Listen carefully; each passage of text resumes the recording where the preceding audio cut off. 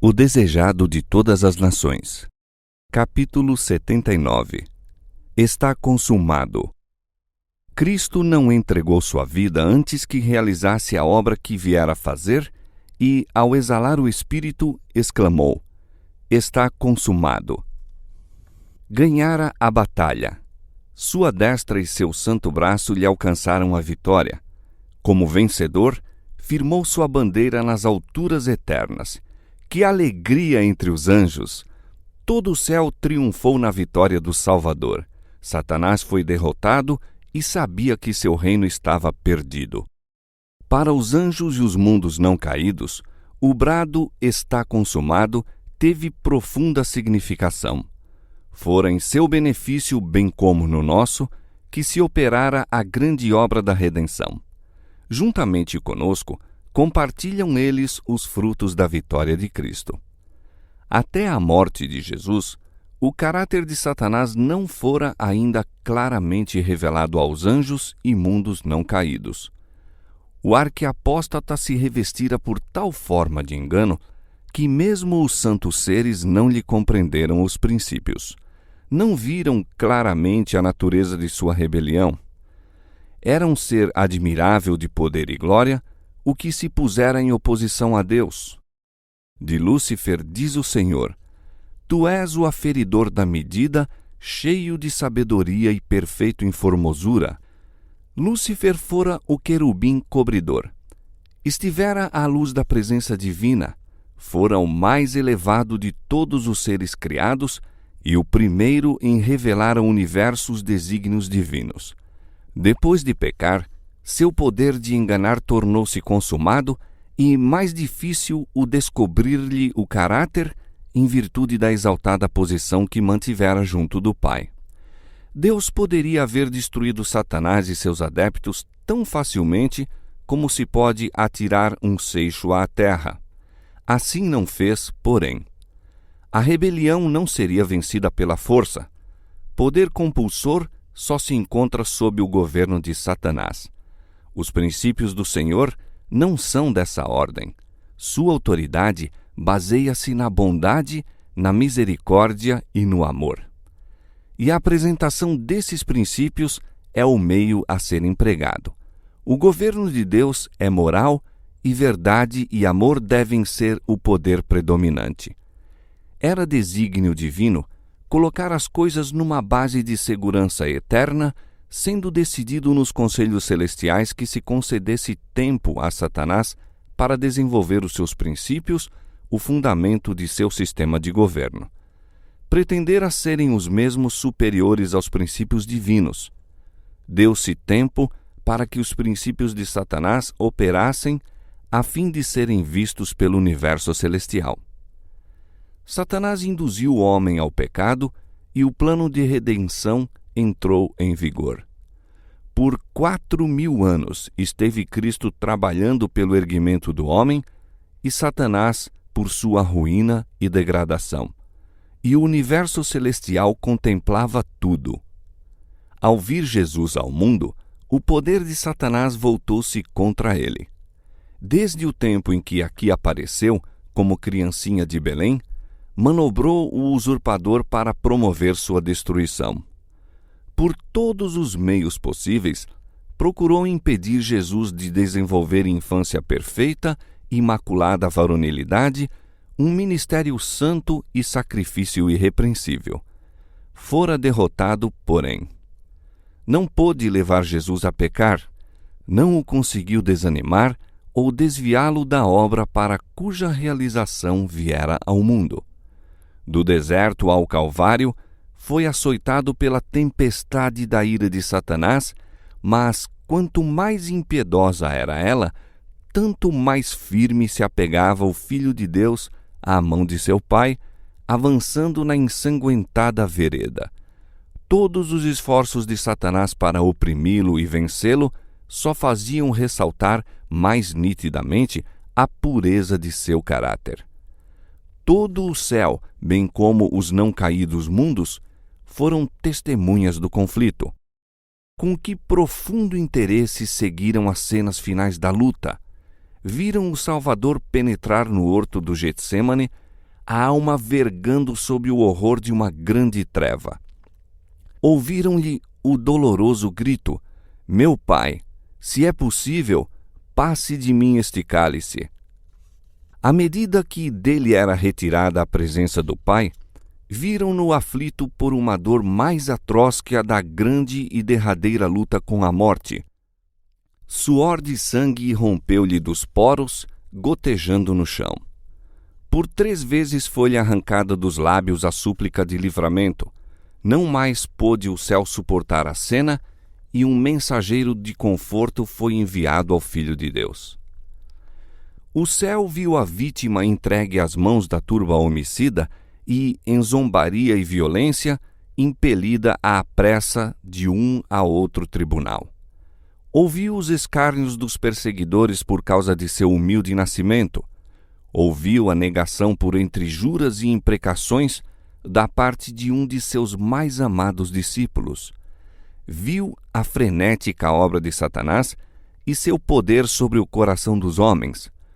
Ó terrível cena! O Salvador aprisionado à meia-noite no Getsêmane, arrastado daqui para ali, de um palácio a um tribunal, citado 2 vezes perante sacerdotes, 2 perante o Sinédrio, 2 perante Pilatos e 1 diante de Herodes, escarnecido, açoitado, condenado e conduzido fora para ser crucificado, carregando o pesado fardo da cruz, por entre os lamentos das filhas de Jerusalém e os apupos da gentalha. Com dor e espanto contemplou o céu a Cristo pendente da cruz, o sangue a correr-lhe das feridas fontes, tendo na testa o sanguinolento suor. O sangue caía-lhe gota a gota das mãos e dos pés sobre a rocha perfurada para encaixar a cruz. As feridas abertas pelos cravos aumentavam ao peso que o corpo fazia sobre as mãos. Sua difícil respiração tornava-se mais rápida e profunda à medida que sua alma arquejava sob o fardo dos pecados do mundo. Todo o céu se encheu de assombro quando, em meio de seus terríveis sofrimentos, Cristo ergueu a oração: Pai, perdoa-lhes porque não sabem o que fazem. E, no entanto, ali estavam homens formados à imagem de Deus, unidos para esmagar a vida de seu unigênito Filho. Que cena para o universo celeste! Os principados e os poderes das trevas estavam congregados em torno da cruz, lançando no coração dos homens a diabólica sombra de incredulidade. Quando Deus criou esses seres para estar diante de seu trono, eram belos e gloriosos. Sua formosura e santidade estavam em harmonia com a exaltada posição que ocupavam. Enriquecidos com a sabedoria de Deus, cingiam-se com a armadura celestial. Eram os ministros de Jeová. Quem poderia, no entanto, reconhecer nos anjos caídos os gloriosos serafins que outrora ministravam nas cortes celestiais? Instrumentos satânicos coligaram-se com homens maus em levar o povo a crer que Cristo era o maior dos pecadores e torná-lo objeto de abominação. Os que escarneciam de Cristo enquanto pendia da cruz estavam possuídos do espírito do primeiro grande rebelde. Ele os enchia de vis e aborrecíveis expressões, inspirava-lhes achufas. Com tudo isso, porém, nada ganhou. Houvesse podido achar um só pecado em Cristo, tivesse ele, num particular que fosse, cedido a Satanás para escapar à horrível tortura, o inimigo de Deus e do homem teria triunfado. Cristo inclinou a cabeça e expirou, mas manteve firme a sua fé em Deus e a sua submissão a Ele. E ouvi uma grande voz do céu que dizia: Agora chegada está a salvação e a força e o reino do nosso Deus e o poder do seu Cristo, porque já o acusador de vossos irmãos é derribado, o qual diante de nosso Deus os acusava de dia e de noite. Satanás viu que estava desmascarado. Sua administração foi exposta perante os anjos não caídos e o universo celestial. Revelara-se um homicida. Derramando o sangue do Filho de Deus, desarraigou-se Satanás das simpatias dos seres celestiais. Daí em diante, sua obra seria restrita. Qualquer que fosse a atitude que tomasse, não mais podia esperar os anjos ao virem das cortes celestiais, nem perante eles acusar os irmãos de Cristo de terem vestes de trevas e contaminação de pecado. Estavam rotos os derradeiros laços de simpatia entre Satanás e o mundo celestial. Todavia, Satanás não foi então destruído. Os anjos não perceberam, nem mesmo aí, tudo quanto se achava envolvido no grande conflito. Os princípios em jogo deviam ser mais plenamente revelados, e por amor do homem devia continuar a existência de Satanás. O homem, bem como os anjos, devia ver o contraste entre o príncipe da luz e o das trevas. Cumpria-lhes escolher a quem servir. No início do grande conflito, declarara Satanás que a lei divina não podia ser obedecida, que a justiça era incompatível com a misericórdia e que, fosse a lei violada, impossível seria ao pecador ser perdoado. Cada pecado devia receber seu castigo, argumentava Satanás. E se Deus abrandasse o castigo do pecado, não seria um Deus de verdade e justiça. Quando o homem violou a lei divina e lhe desprezou a vontade, Satanás exultou. Estava provado, declarou, que a lei não podia ser obedecida. O homem não podia ser perdoado. Por haver sido banido do céu, depois da rebelião, pretendia que a raça humana devesse ser para sempre excluída do favor divino. O Senhor não podia ser justo, argumentava, e ainda mostrar misericórdia ao pecador. Mas, mesmo como pecador, achava-se o homem, para com Deus, em posição diversa da de Satanás. Lúcifer pecara no céu em face da glória divina. A ele, como a nenhum outro ser criado, se revelou o amor de Deus. Compreendendo o caráter do Senhor, conhecendo-lhe a bondade, preferiu Satanás seguir sua própria vontade independente e egoísta. Essa escolha foi decisiva. Nada mais havia que Deus pudesse fazer para o salvar. O homem, porém, foi enganado. Obscureceu-lhe o espírito pelo sofisma de Satanás. A altura e a profundidade do amor divino não as conhecia o homem. Para ele, havia esperança no conhecimento do amor de Deus. Contemplando-lhe o caráter, podia ser novamente atraído para ele. Por meio de Jesus, foi a misericórdia divina manifesta aos homens. A misericórdia, no entanto, não pôs de parte a justiça. A lei revela os atributos do caráter de Deus e nem um jota ou tio da mesma se podia mudar para ir ao encontro do homem em seu estado caído. Deus não mudou sua lei, mas sacrificou-se a si mesmo em Cristo para a redenção do homem. Deus estava em Cristo reconciliando consigo o mundo. A lei requer justiça, vida justa, caráter perfeito, e isso não tem o homem para dar. Não pode satisfazer as reivindicações da santa lei divina, mas Cristo, vindo à terra como homem, viveu vida santa e desenvolveu caráter perfeito. Estes oferece ele como dom gratuito a todos quantos o queiram receber. Sua vida substitui a dos homens. Assim, obtém remissão de pecados passados mediante a paciência de Deus. Mais que isso, Cristo lhes comunica os atributos divinos. Forma o caráter humano, segundo a semelhança do caráter de Deus, uma esplêndida estrutura de força e beleza espirituais. Assim, a própria justiça da lei se cumpre no crente em Cristo. Deus pode ser justo e justificador daquele que tem fé em Jesus. O amor de Deus tem se expressado tanto em sua justiça como em sua misericórdia. A justiça é o fundamento de seu trono e o fruto de seu amor. Era o desígnio de Satanás divorciar a misericórdia da verdade e da justiça. Buscou provar que a justiça da lei divina é um inimigo da paz. Mas Cristo mostrou que no plano divino elas estão indissoluvelmente unidas. Uma não pode existir sem a outra.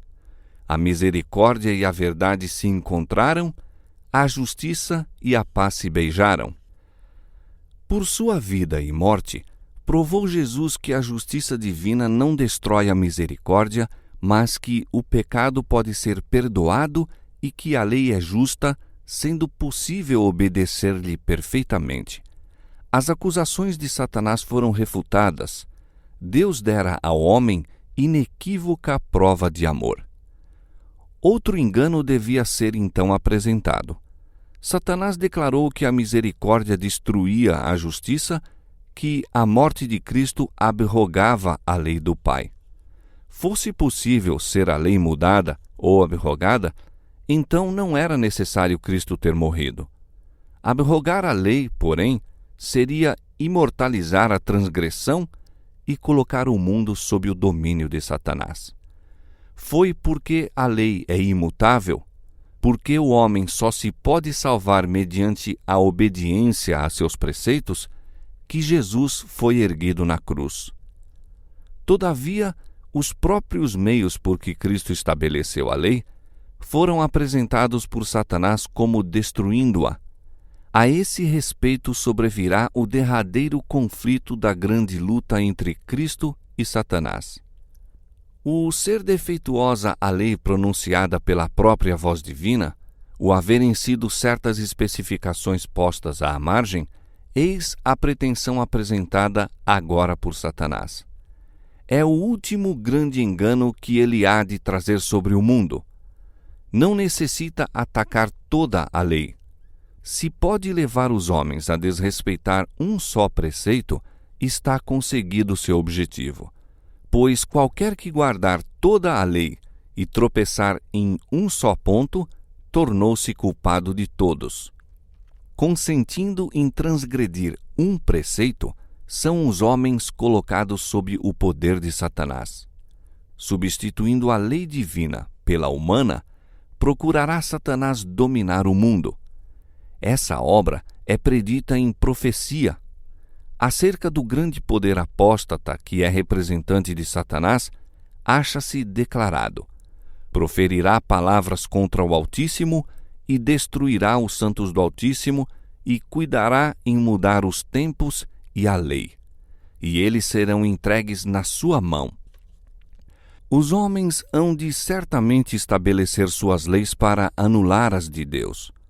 Procurarão obrigar a consciência de outros e, em seu zelo para impor essas leis, oprimirão os semelhantes. A guerra contra a lei divina, começada no céu, continuará até ao fim do tempo. Todo homem será provado. Obediência ou desobediência, eis a questão a ser assentada por todo o mundo. Todos serão chamados a escolher entre a lei divina e as humanas. Aí se traçará a linha divisória. Não existirão senão duas classes. Todo o caráter será plenamente desenvolvido e todos mostrarão se escolheram o lado da lealdade ou da rebelião. Então virá o fim. Deus reivindicará sua lei e livrará seu povo. Satanás e todos quantos se lhe houverem unido em rebelião serão extirpados. O pecado e os pecadores perecerão, raiz e ramos. Satanás a raiz e seus seguidores os ramos. Cumprir-se-á a palavra dirigida ao príncipe do mal. Pois que estimas o teu coração como se fora o coração de Deus, te farei perecer, ó querubim protetor, entre pedras afogueadas. Em grande espanto te tornaste, e nunca mais serás para sempre. Então o ímpio não existirá. Olharás para o seu lugar e não aparecerá, e serão como se nunca tivessem existido. Isso não é um ato de poder arbitrário da parte de Deus. Os que lhe rejeitavam a misericórdia ceifarão aquilo que semearam. Deus é a fonte da vida, e quando alguém escolhe o serviço do pecado, separa-se de Deus, desligando-se assim da vida. Ele está separado da vida de Deus. Cristo diz: todos os que me aborrecem amam a morte. Deus lhe dá a existência por algum tempo a fim de poderem desenvolver seu caráter e revelar seus princípios. Feito isso, receberão os resultados de sua própria escolha. Por uma vida de rebelião, Satanás e todos quantos a ele se unem colocam-se em tanta desarmonia com Deus que sua própria presença lhes é um fogo consumidor. A glória daquele que é amor os destruirá. Ao princípio do grande conflito, os anjos não entendiam isso. Houvesse sido deixado que Satanás e seus anjos colhessem os plenos frutos de seu pecado, e teriam perecido. Mas não se patentearia aos seres celestiais ser isso o inevitável resultado do pecado? Uma dúvida acerca da bondade divina haveria permanecido em seu espírito, qual ruim semente, para produzir seu mortal fruto de pecado e miséria. Não será, porém, assim, ao findar o grande conflito. Então, havendo-se completado o plano da redenção, o caráter de Deus é revelado a todos os seres inteligentes. Os preceitos de sua lei são vistos como perfeitos e imutáveis. Então, o pecado terá patenteado sua natureza, Satanás o seu caráter. Então o extermínio do pecado reivindicará o amor de Deus e estabelecerá sua honra perante um universo de seres que se deleitam em fazer sua vontade e em cujo coração está a sua lei. Bem podiam, pois, os anjos se regozijar ao contemplarem a cruz do Salvador, pois, embora não compreendessem ainda tudo, sabiam que a destruição do pecado e de Satanás fora para sempre assegurada, que a redenção do homem era certa e que o universo estava para sempre a salvo. O próprio Cristo compreendeu plenamente os resultados do sacrifício feito no Calvário.